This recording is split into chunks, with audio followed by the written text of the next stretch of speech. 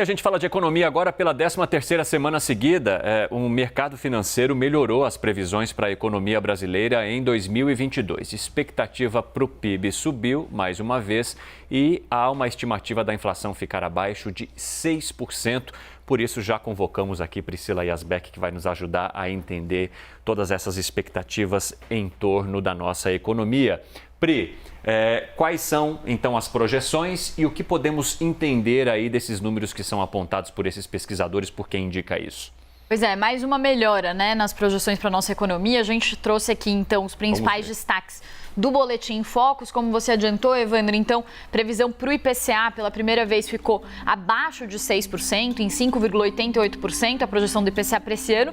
Lembrando que a 13ª queda seguida na projeção para a inflação. Tinha gente no mercado falando de uma inflação perto de 9%, 8%, então agora a inflação abaixo de 6%. Para 2023, a previsão também caiu pela 5ª ou 6ª vez seguida, mas já confirmo esse dado, mas ficou então em 5% para o ano que vem. O PIB também subiu a projeção pela 13ª vez seguida, então para 2,67%, assim como a inflação, as projeções para o PIB também estão melhorando, mas para o ano que vem tem essa previsão de que o PIB desacelere para 0,5%, essa previsão foi mantida. As previsões para o dólar e também para a taxa Selic continuam iguais, o dólar em R$ 5,20, Selic em 13,75 para esse ano, no patamar que já está. Lembrando que na semana passada o Banco Central encerrou o ciclo de alta da Selic, sinalizou ali que dependendo de uma mudança de cenário poderia haver mais altas, mas a expectativa do mercado é que a Selic estacione nesse patamar, esse seja o pico da Selic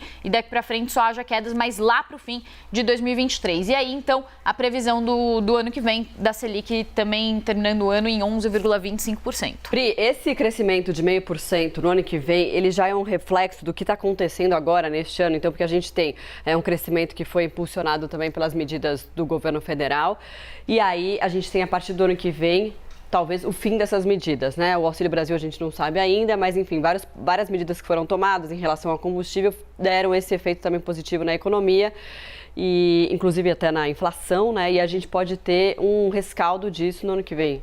Exatamente. O que está acontecendo nesse momento, inclusive nessa semana, a gente deve ter mais dados positivos. Deve ter o IPCA 15 mostrando uma deflação no mês de setembro, tem os dados do CAGED, que são de empregos formais, dado da PNAD, que é a taxa de desemprego. Esses dados todos devem trazer números positivos. A questão que os economistas estão alertando é que o mundo inteiro está desacelerando e dessa vez o mundo está desacelerando de uma forma simultânea, né? Então, se a gente lembrar na crise de 2008, Estados Unidos puxaram o bonde da recessão, né, digamos assim. E agora a gente tem China, Estados Unidos e Europa desacelerando ao mesmo tempo. Então, mesmo que a economia brasileira ela esteja mostrando uma resiliência, como o mercado gosta de falar, nesse momento, para o ano que vem tem essa previsão muito forte de desaceleração no mundo todo, inclusive do nosso principal parceiro comercial, que é a China, né? Então, essa desaceleração da China, a China deve crescer esse ano só 3%, que é o menor patamar para o crescimento da China em décadas, né? Lembrando que a China cresceu mais de 10% ao ano por 3 décadas.